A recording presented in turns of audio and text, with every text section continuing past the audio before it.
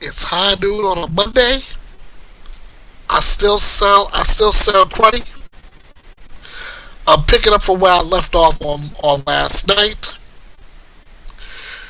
and this is still the drama-free true crime destination known as BETHEA'S BYTE.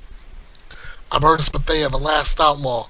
So good to have you here on a Monday, and again, let me get these apologies out of the way real quick. First off, last night's abrupt ending. My apologies for that. Computer shut down.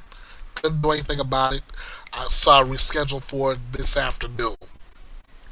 Also, like I said, I'm still congested. So if I sound cruddy, if I sound if I sound anything than what I normally would sound like, I'm sorry about that too. I'm working on getting that corrected.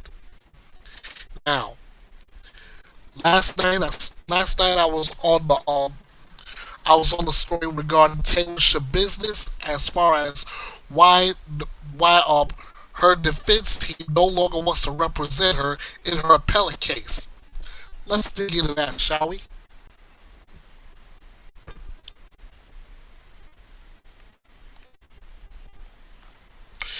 Yeah, the title says it best here. She beheaded her lover, then attacked her lawyers in court. Now the public defender's office has backed out of her case. Honestly, I can't blame them. First of all the needs to know stuff, Taylor Shabin's filer filed her appellate attorney Gregory Petit and has missed the deadline to file a formal appeal after her 2023 murder conviction. Two previous public defenders asked to withdraw as counsel to Taylor Shabin after she physically attacked them in court during pretrial hearings. And the Office of the Wisconsin State Public Defender now says they will no longer provide Shabin with legal counsel in an appellate filing obtained by People magazine. Again, I say I don't blame them, not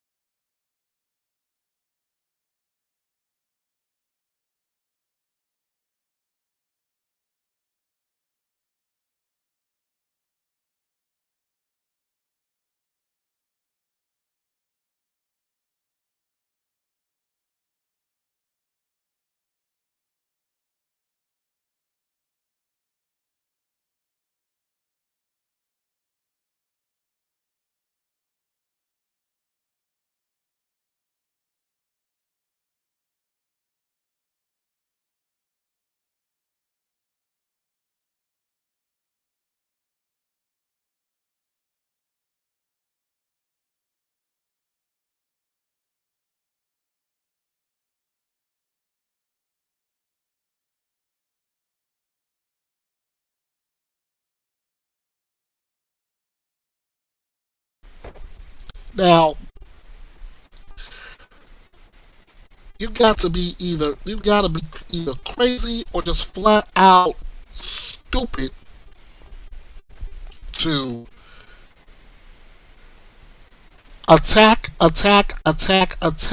the very people who are trying to help you. So I guess that, we know where Taylor Shabazz really stands, right? She might have the coolest name for a criminal defendant, but she is not very bright. Lost time went as far as meeting the deadline to appeal, and she attacks defender after defender after defender after defender. So with all this, the way we know it now, I say the chances of her staying behind bars looks really really good.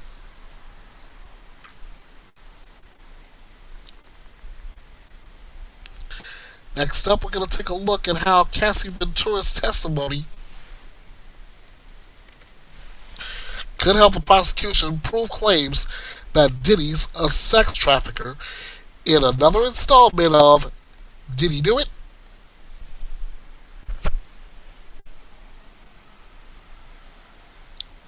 Here's what you need to know. Sean Diddy Combs' criminal trial began on Monday, May 12th, which was last week, with opening arguments. His ex-girlfriend, Cassie Ventura, testified that Combs forced her to have sex with other men, and she sued Combs alleging abuse, and the two reached a $20 million settlement. Alright. In the first week of Sean Diddy Combs' trial, his ex-girlfriend, Cassie Ventura, provided bombshell testimony that Combs forced her to participate in sex acts during drug-fueled parties during their on-again, off-again relationship that lasted about 11 years. Ventura's testimony included details of freak-offs, where she alleged Combs would force her to have sex with other men, urinate on her, and often videotape her sexual encounters that he later kept as blackmail material, she said.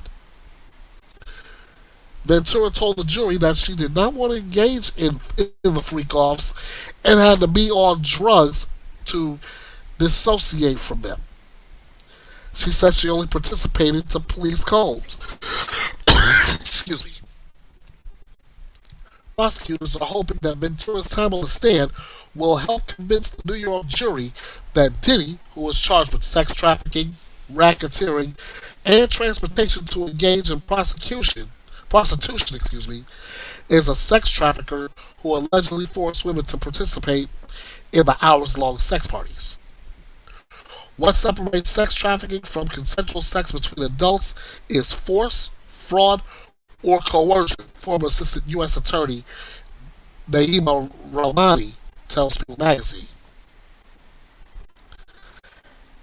Having to have sex when you're on your period.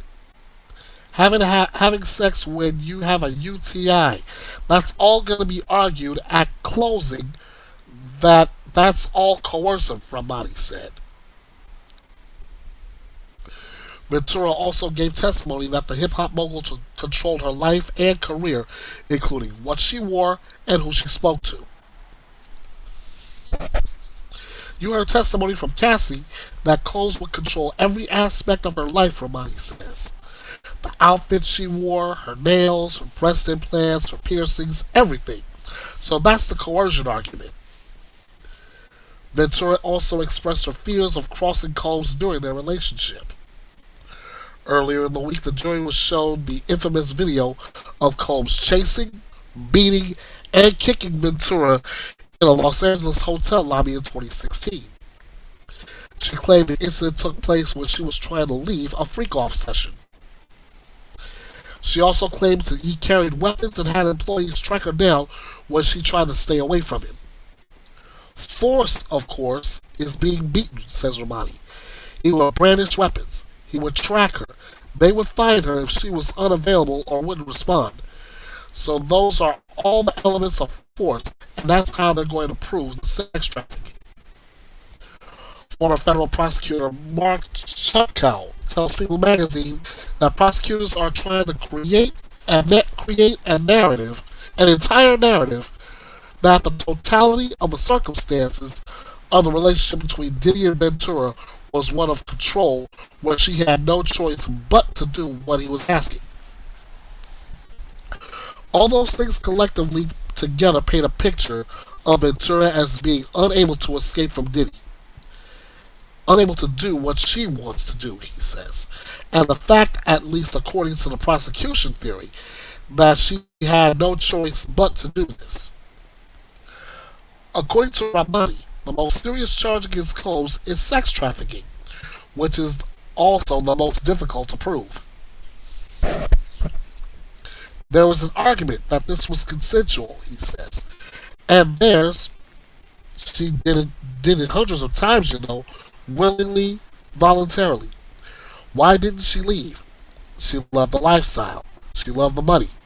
I'm not saying I agree with it, but that argument can easily resonate with the jurors.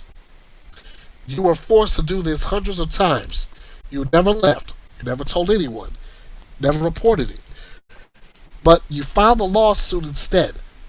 So that's only for the jury to decide.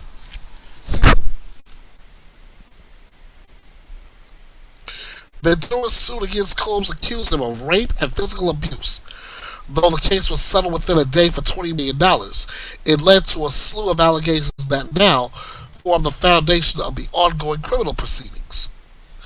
Combs is also charged with racketeering, which requires two or more people to agree to engage in a criminal enterprise, says Chutkow.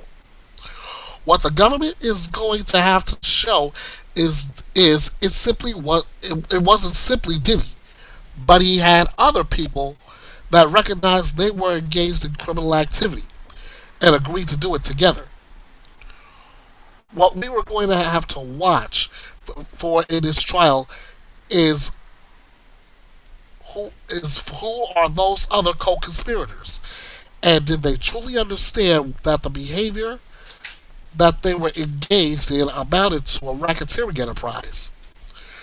Presumably, they're going to have to put on bodyguards and other people that they will have to admit they understood that what was happening was criminal. Chutkow believes the defense is going to seize upon the racketeering charges and suggests the government is overcharging in the case. The racketeering conspiracy is a statute that was enacted about 1970, specifically to combat organized crime, specifically the mafia. This is a looser confederation of people. Here you're having large, lavish parties with lots of famous people coming in and out. And the defense is going to say, how is this a crime scene? Like, if everybody else is around here, how could he have gotten away with this for that long? So that's one aspect. I think that the defense is going to suggest that the charges don't fit the crime, according to Chutkow. The trial, which began with opening statements on May 12th, is expected to last several weeks before it concludes, at which point Ramani thinks Combs will get convicted. These cases often come down to likability and credibility. That he is not likable at all, Ramani says. Paying someone to urinate in your girlfriend's mouth is not likable. Filming her and blackmailing her, people are gonna hate him. And as far as the credibility look, video doesn't lie. Everyone saw that video of him beating her in 2016 when she was trying to leave a freak off. That's very disturbing. So do I think the government has a strong case? So I do think the government has a strong case, and I do think he will be convicted. Whew. If that's the way this is gonna go. Oh, and that's the way her case is gonna end up going, or at least how her testimony is gonna go. Then instead of me titling these segments as did he do it? It's going to be a case more like did he did what?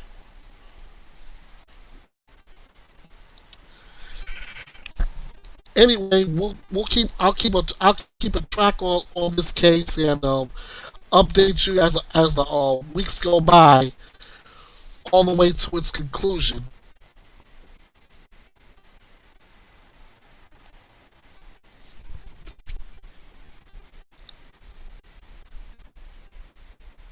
In the meantime, we got another celebrity case going on.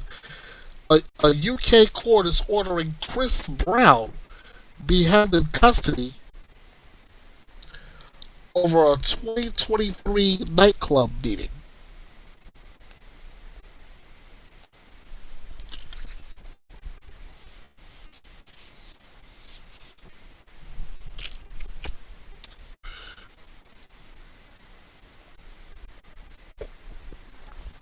Grammy-winning singer Chris Brown was ordered held in custody Friday after appearing in a British courtroom to face allegations he beat up a music producer with a bottle in a London nightclub in 2023.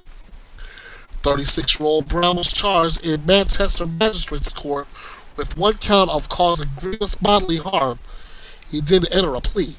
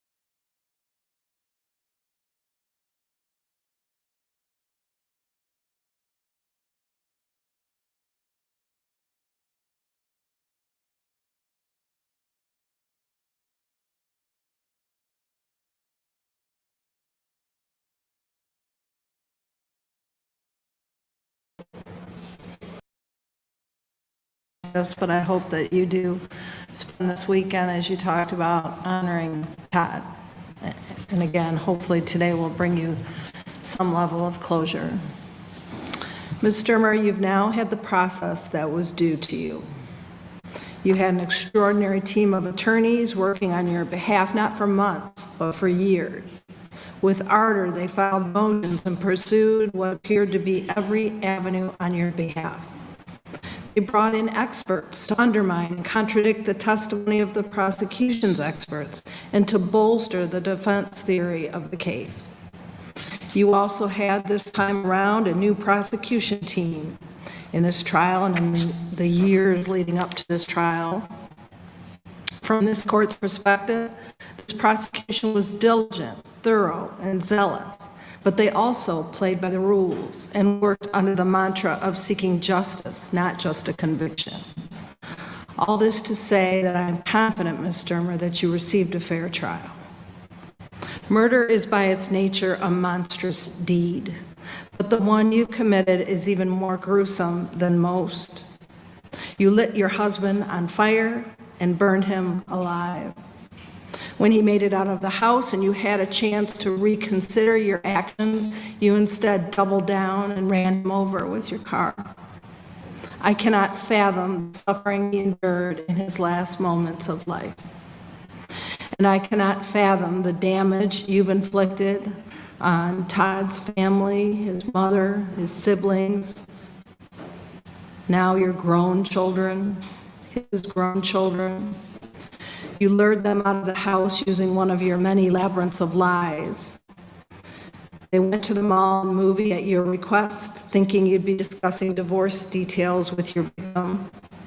And you didn't even allow them to say their customary goodbye to their father before you murdered him. Now they live with not only the murder of their father at the hands of their mother, but the fact that had you not convinced them to leave, you may not have had your window, or at least on that date, to commit your heinous acts. Their testimony was clearly difficult, but it was compelling. Your sons displayed on the stand the courage and strength of character often associated with those who have endured significant trauma. I use the word sons loosely, as they clearly do not recognize you as their mother anymore. Suffice it to say that if there was ever a list of all of the things parents should do on behalf of their children, murdering the other parent would not be on that list. This court is to balance punishment, protection, deterrence, and rehabilitation where possible. I'm hopeful you will engage in programming when returned to the Department of Corrections, programming which may or may not provide some measure of rehabilitation, but only a sentence of life without the possibility of parole can protect others from you and deter others from committing like conduct. And only a sentence of life without the possibility of parole can properly punish you for the heinous acts you committed in burning your husband alive and in leaving your children with that imprint forever. The sentence of the court is life without the possibility of parole, and it is 3,367 days.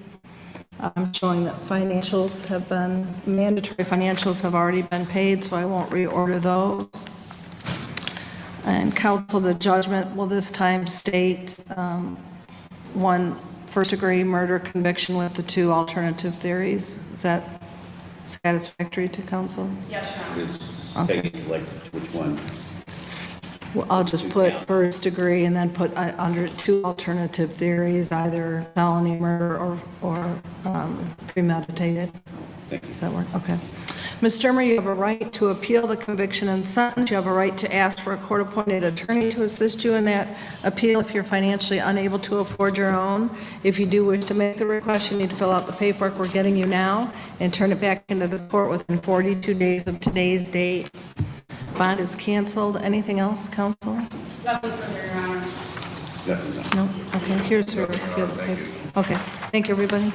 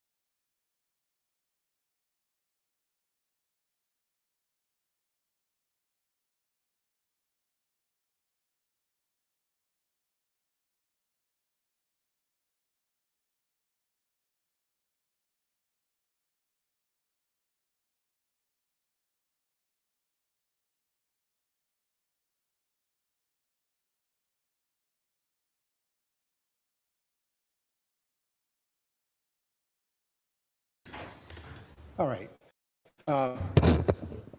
Let me just say that in determining what sentence to impose on Mr. Turk, I've taken into consideration a number of different factors. And certainly the starting point for this court are the disturbing facts that were found by the jury. The brutal attack and strangulation suffered by Katie McLean at the hands of Ingolf Turk. I can't imagine a human being facing her last moments on earth while being strangled by her husband. It's simply difficult to fathom. Moreover, while Mr. Turk is not charged with the improper disposal of human remains, the court notes that Ms. McLean's body was truly discarded like a bag of trash. The court acknowledges that this conduct is not to be considered as an aggravating factor as it occurred after the criminal act. However, the conduct is truly disturbing. I'm sure, let me just say to the family, that nothing that I can say can address the grief, anxiety, pain, anger that you feel on a daily basis, especially that you felt immediately after her death and disappearance, not knowing where she was or what happened to her. And the additional grief of learning the circumstances of the recovery of her body and the anguish and grief that you'll suffer for the rest of your lives. As with any sentencing decision, I've carefully assessed the information made available to me in light of the sentencing goals of punishment, deterrence, protection of the public, and rehabilitation as reflected in the Massachusetts sentencing guidelines, which I've also reviewed. I've reviewed the Commonwealth Sentencing Memorandum, as I indicated, as well as the supporting documents. I've reviewed the defendant's sentencing memorandum, the supplementary sentencing memorandum, and supporting documents, including letters in support of the defendant. I've also considered the probation department's memorandum, as well as the very thoughtful and moving impact statements of the family members of Katie McLean. I've considered the facts of this case, along with the defendant's lack of a criminal record, his background and personal history, including but not limited to his many years of practice as a physician. I have considered the aggravating factors in this case, which include, but are not limited to, the fact that I do feel the defendant was in a position of trust, as well as the size and strength discrepancy between the defendant and Ms. McLean. I've also considered the mitigating factors, including the defendant's conduct and efforts to assist other detainees while he's been held pretrial. And let me just say that while there is no sentence that will satisfy all those concerned as a perfect representation of justice, this court must exercise its best judgment upon the evidence presented, the verdict returned, and all of the materials and arguments presented at this sentencing hearing as to the appropriate sentence to be imposed on Mr. Turk. Consequently, I've fashioned a sentence that I believe will achieve these goals. Jim.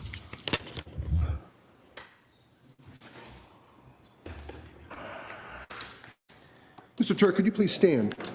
Stand up, please. Mr. Turk, the jury have returned a verdict of guilty of manslaughter on docket number 282CR138. The court sentenced you not less than 12, no more than 16 years at MCI Sousa Baranowski, and you stand committed pursuant to that sentence.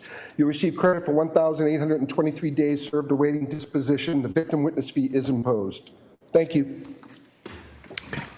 Thank you, Your Honor. Thank you, Mr. Clerk.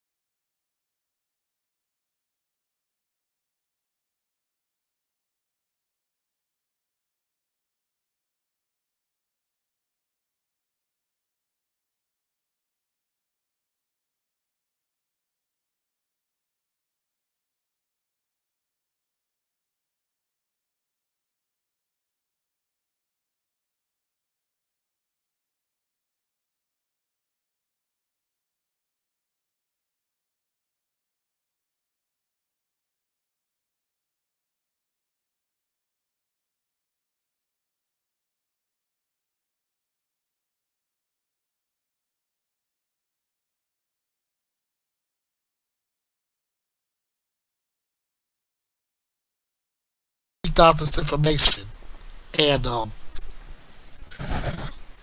let's get this thing under wraps. The last thing we need to have is another mistrial. All right.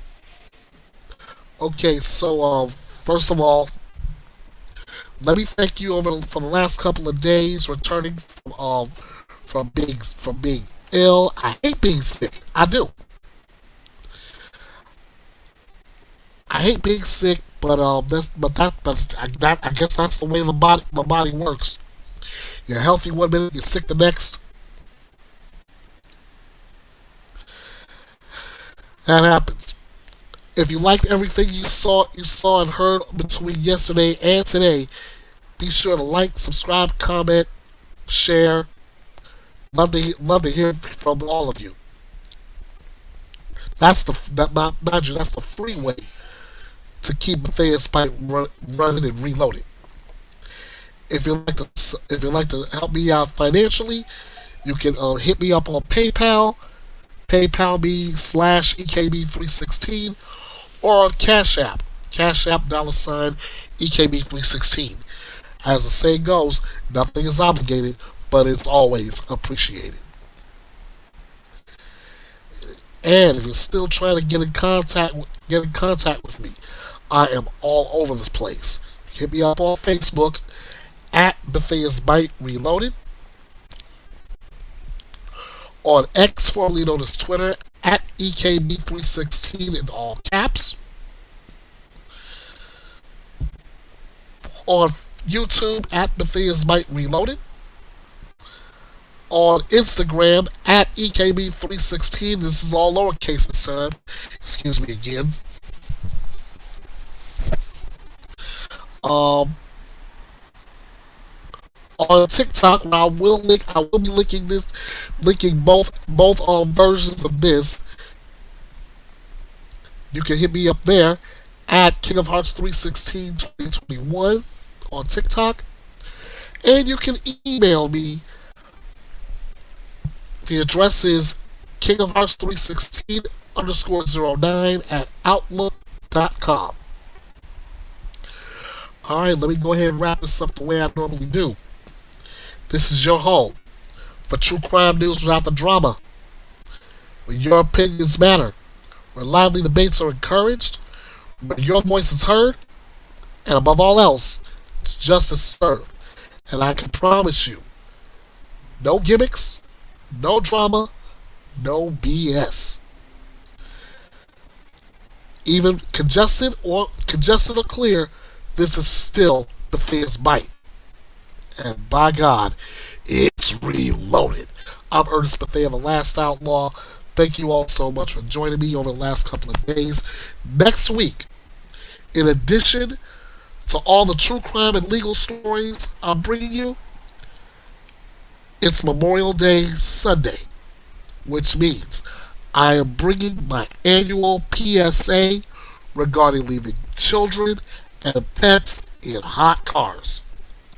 If you haven't seen that the last couple of years, join me this coming Sunday. You're gonna see exactly how serious I am about that. Until next week, again, I thank you all so much. Let's do this again.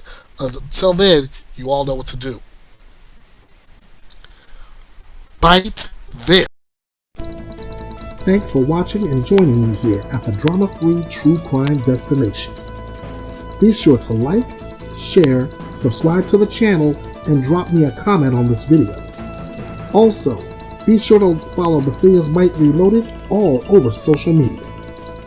This is BETHEA'S BYTE, and it's reloaded.